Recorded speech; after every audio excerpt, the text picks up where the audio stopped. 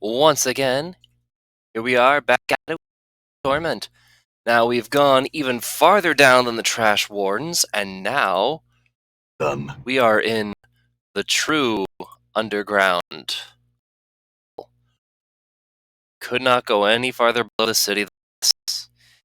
And I believe right over here we will meet. All right. This is someone very important, because this is one of the only places we can rest in this game. Matter of fact, I need permission to rest here first. Hello, Marta. You see a blockish woman dressed in a heavy burlap robe.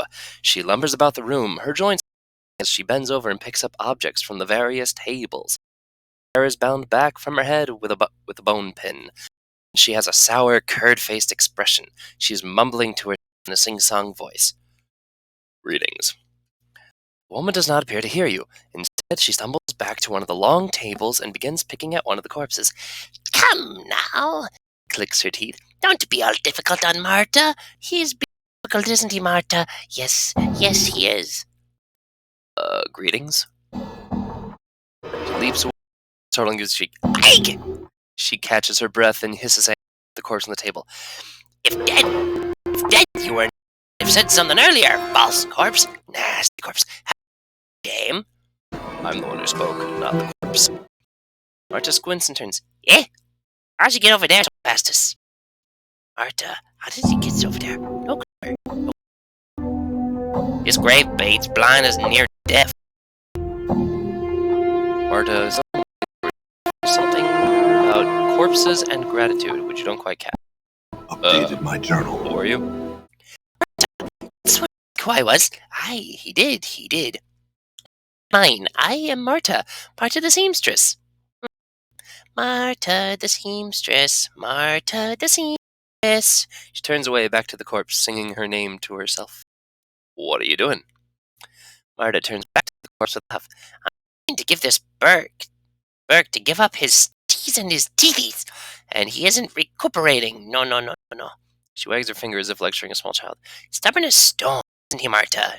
Yes, he is. Stitches and teethies? What are you talking about? Gotta pull the stitchies out. The teethies. Marta, perhaps you could give me a hand? I have been giving you a hand, old Betty. To take that tone. No need to take that tone with me. Stitchies and teethies. Yes, and the thingies inside. He's inside. I think she means organs. Hope she means organs. Thingies. Yes, thingies. It's all semantics. Marta pulling out the corpse's teeth and stitches. Updated my journal. Hi, Marta. That's what I does here. She scratches her head. Hi, Marta. We do. Stitchy thread, and these are precious. Can be turned into chink. Strip the corpses we bring ya. They tell Marta, pull out the teethies and stitchies. Things inside the corpse. Strip 'em cold, and then we sell 'em to the dusties. Sell corpses to the dusties. Oh boy, we've got options. Who tells you to do? Where do you find the bodies? Look for things inside this corpse. Can you dig around in my body for anything? Ooh, that's an option to later. Pull stitches out of corpses. Can I buy some news from you? Do you mind if I rest here? I see. Can I see what is here? Marta home. Marta sleep here. You can sleep. Yes, I don't think Marta have a problem, does you, Marta? No. Very well. See, Marta's creepy. We've established this. She's kind of creepy old crone, but frankly, she's harmless at best. And now, I save the game and find a mistake and die, because that can happen very easily. Marta. Works for me. You see Marta, she lumbers about the room, popping as she bends over, da-da-da-da-da. I have some questions for you, Marta. Did the one say questions, Marta? Aye, Marta, he said such, for he wears the asking he does. Pulling out. Can you dig in my body to find anything? What can do that, can't you? Yes, you can. I am not going to watch this. Where Where? Marta's studying you as if looking for the place to crack open. Something about my ribcage, check my intestines, good luck, crack my skull open if you would. Ooh. Check the intestines, anything could be lodged in there. You lie on the table, Marta stands over you, a rusty knife. There is a stabbing pain as she slices into your abdomen, brutally downwards in a saw-like motion, exposing your innards. Despite that, you watch in a silent, morbid fascination as she plunders your organs, thinking to herself. Ah! There's a rent pain as Marta lifts up the ropey mass of your intestines, blood would stream from it. Look at this, Marta. Look at this. I see. Cut there. Marta makes a small, deft incision inside one of your intestines, and you hear a as something small and metallic strikes the floor. Ugh. Updated my journal. Ugh. Marta then dumps the soupy mass back into your torso, then reaches down and picks up the object. A ring, it appears. She flicks it to you. Pretty, eh, Marta? Yes, Marta. One shouldn't swallow such a thing. No. Thanks. Is there anything else? Let's try my stomach, shall we? Oh boy, here we go. Your vision slowly returns. You see Marta standing over you. Nothing found. She said, no, nothing, Marta. No. Should we try again? I think that's actually it. No. I had some questions. Ooh. I didn't say questions, Marta. Yes, you did. What? Why are you pulling out teeth and stitches? Who tells you to do this? Fat-faced pig. Skinny pig Quint in the other crutch hobble Pharod. Isn't that right, Marta? Aye, it is, Marta. Where's Pharod? This one asks. He is, Marta. Aye, Pharod is here. So there he is. So, finding her was important, not just because there was something, quite literally, but as a connection to the man we are trying to find. Things you dig out of the corpses. Well, I should have intestines and a twisted ring. Ugh. I do not want to imagine whatever pain he had to go through for that. I need to hold on to that mortuary sanctum key. I really ought to, organize my stuff better. Maybe I can sell stuff to her. Questions for you, Marta. Show more. Can I buy some needle and thread from you? Buy? Ching. Ain't you here to pick some up? That's what you're here for, ain't you? Thread of bones, rattling teethies? No, I'm not here to pick them up. I'll buy some from you. Shiny, shine. What do they want again, Marta? Can I see what you have? Ooh. I will actually serve no purpose, but that teeth of the viper will serve me a purpose. So is there anything of mine that I can sell to her? Doesn't look like it. Gosh darn. But I want that teeth of the viper. I will actually buy that. And you'll see what we can do with that in a moment. I'm going to just switch that and that. And go back to Mort. Hey, come on. Hey, come on. Has the ability to do a little more enchanted, and not only does he have an immunity to poison, but he poison himself.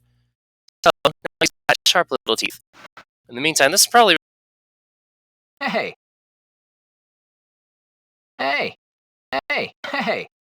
Alright, cool. We'll be finding better for him down the road, but for now, I'm going to explore.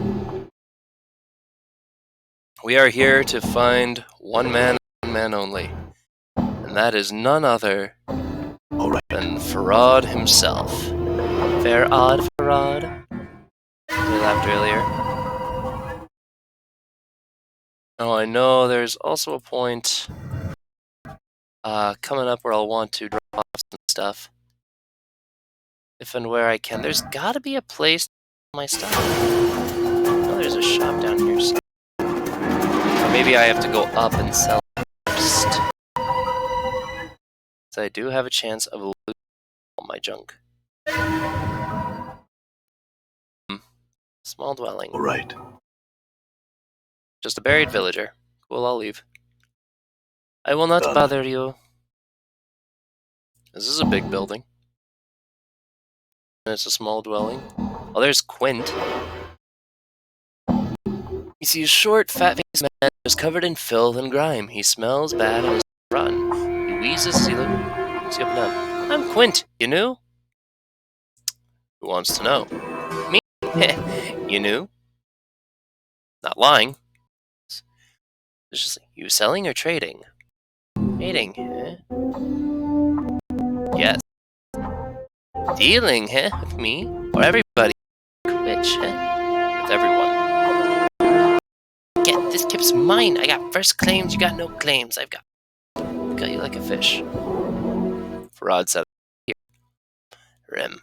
Quint, you my blood, you got run of this place. He goes off and he gives a piece of scabby sod like yourself, lame-legged bastard. Those are the breaks, huh? I have some questions for you. Okay.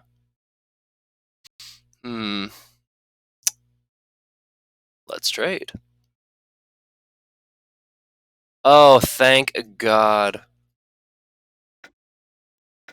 I will definitely sell what I can here. And sell. Now we go to Mort. I want to hold on to that iron pry bar, the obsidian earring, but these jagged knives, they're not worth much at all, really. But anything is better than nothing. That's all I want to hold on to for him. So did I take off the rings and stuff I was wearing? Because that'll be an extra bit of copper in my pocket. Done. Inventory. I did not. Let's put that down there. And... Alright, he died, so he actually lost all of his equipment for a minute. Oops. We'll work on that. Cool. I can sell one more bronze ring and then see what he actually has for sale. Bronze ring. Sell. Now. Rags. Iron spike. Usable by priests. A steak knife. A knife. A stiletto. Iron knuckles. Green steel knife. Charm of infinite recall. While practicing, some mage students discovered a means to condense and store knowledge in charm form. This particular charm contains the entire resource library of the famed Charon School of Mages. Unfortunately, the effects of this charm are fleeting and the user is rendered Oh, noted. Okay, I was excited to see that, but then I remembered there is a drawback to using it. Shamanic Rod. It's magic missile. Hey, I can use that as a weapon.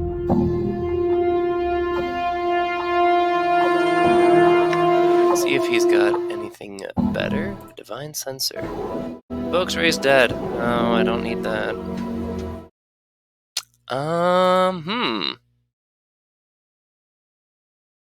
Permissal. See, the thing about that stinks is it has a limited number of uses, and once it's done, it's done. So I think for now, I will stick with my green steel dagger and just keep saving up money. And Dakon will not part with his weapon, and Mort can't use a weapon. So, what's this building all about? Here we are. Pharod's Court.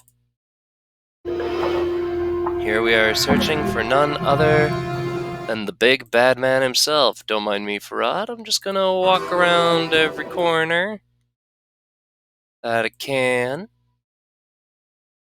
Yeah, you want to hold on to those intestines if possible, because I think there's something else in there. Know about them as we find them.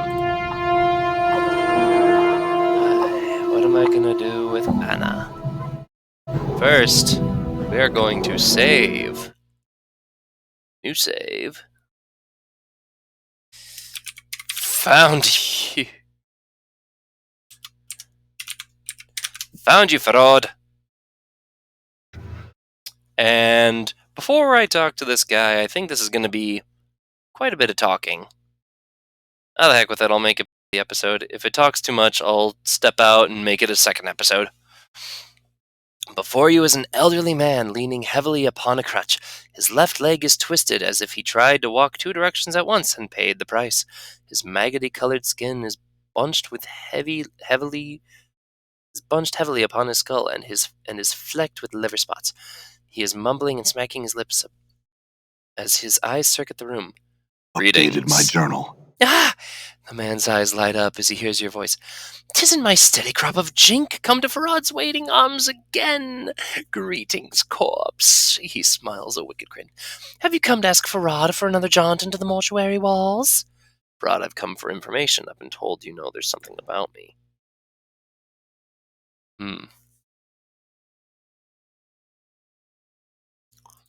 About me. "Know something about you." The light in Pharod's eye dims. He studies you. As his eyes flicker up and down your frame. "Corpse? No? Yes? Ah, no." "Pharod, what is it?" Pharod studying you with a dead even gaze. "'Tisn't mummers fair, corpse. No time for games, no time for Pharod to play the wheel. What are you asking such questions for?" "I have forgotten myself, and I was told to seek you out, that you would know something of me." "That is the truth." "Eh." Pharod licks his lips, making a rasping sound to dry parchment on sand. "Now, who told you such a thing, corpse?" "Well, who needed to tell me such a thing? Are you not, Pharod?" "Well, no one told me exactly. There were these tattoos on my back. They told me to seek you out if I ever forgot myself." "Ah, so little said, so much told." Suddenly feel like you have a feeling that Pharod is dissecting you like a corpse on a mortuary slab. "I know much you would know. Much, yes, much indeed." Pharod smiles. Folds of flesh on his face peeling back like a curtain. "What do you know of me?" Pharod licks his lips and settles himself. "No, not free, the question you ask." His pasty white hands tap the edge of his crutch. "Much I can tell you, but the telling has a cost." "Go on, Pharod." "This village is not all that lies beneath Ragpicker's Square." "Yes. Chambers, vaults, corridors filled with the dead, all asleep in their coffins. Somewhere in those halls, somewhere there, lies something misplaced. Something mine." "What is it?" "A small thing. Trinkets, such a trifle." As Pharod speaks, his words start echoing as if 2 people were speaking. You know you've heard them before from your own lips. "It's a sphere, made of bronze, ugly, feels like an egg to the touch, and it smells of rotten custard." Remain silent and listen. "Small thing, a trinket, such a trifle. Like an egg, it stinks of custard about it. Fetch it for me. Such a small favor. Then a favor I will do for you, corpse." "Do you know where the sphere is?" "Ah, and why do you suppose I ask you look for it, corpse? I do not know where it is. I know it is buried deep, far deeper than any villager's ever gone. It may be in the catacombs where the waters run deep, deep." "Very well, I'll do it, but I want to know what I'm buying with this trinket." "There's a lot of knowing rattling around in my brain box, corpse." Holds a withered finger. "One of them is a bit of wisdom. Everyone wants something, whether they know it or not. There is much I know about you, much that you would want to know." "Maybe you should tell me what you know, Pharod, or I'll pen your name in the dead book with your blood." "I'll find the sphere for you in exchange for what you know." "Very well, a deal made." Pharod cracks his crutch sharply against the flagstones. A sphere for a peek inside of my brain box. Now, corpse, there is no time to waste. Go to the gate at the south and east to tell those slumbering fools to open it for you. Make haste, make haste. Hold on a moment. I have some questions for you before I leave. Then ask. Come, corpse. Time's short, and so is my patience. John to the mortuary. When I woke, was in a mortuary. I was missing a journal. Do you know where it is? A journal you had when we spoke last has it lost itself? These eyes have not seen it, but keep them peeled, I will. I would love to read such a magnificent work.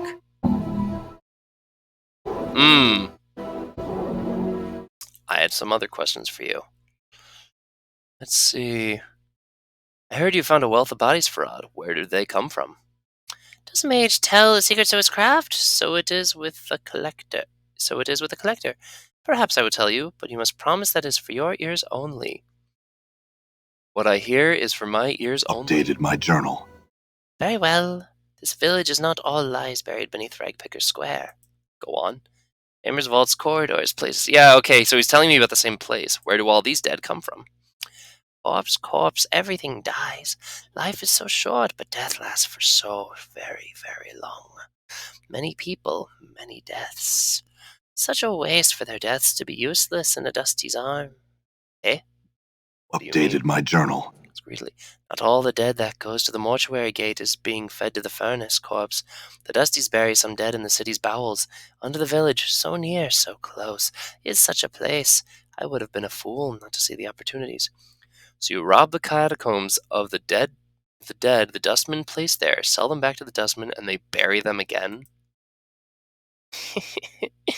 These catacombs are as deep as a Dusty's pockets. As deep as the greed of a man. Oh, yes.